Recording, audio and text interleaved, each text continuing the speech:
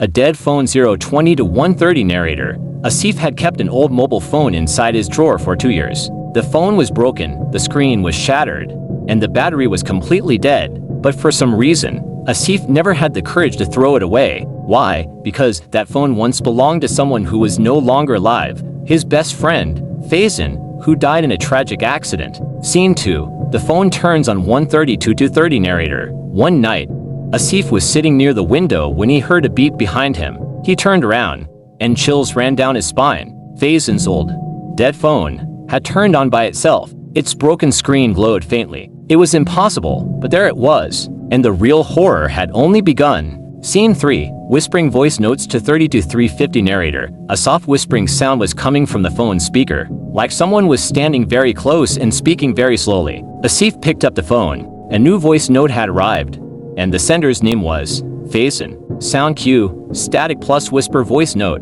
Asif, I'm back. Asif's hand started shaking. He could never forget this voice. It was Faizan's. Exactly Faizan's. Scene 4. The message of death 3:50 to 5 o'clock narrator. Asif dropped the phone in fear. His heartbeat was racing. Suddenly, the phone started playing another voice note automatically. This time, the voice was clearer, stronger. Voice? Asif, do you remember that night? I called you again and again, but you never came. Now, it's my turn. Asif's mind flashed back to the night when Faizan died. He didn't visit him that day, and now that guilt had returned, in the form of a nightmare. Scene 5. The silhouette 5 o'clock to 6:30 narrator. The room lights suddenly went off. Only the dim phone glow remained. Asif saw something moving in the corner, a dark silhouette, and it looked exactly like Faizan. It slowly began walking towards him. The phone's speaker whispered again, I'm back.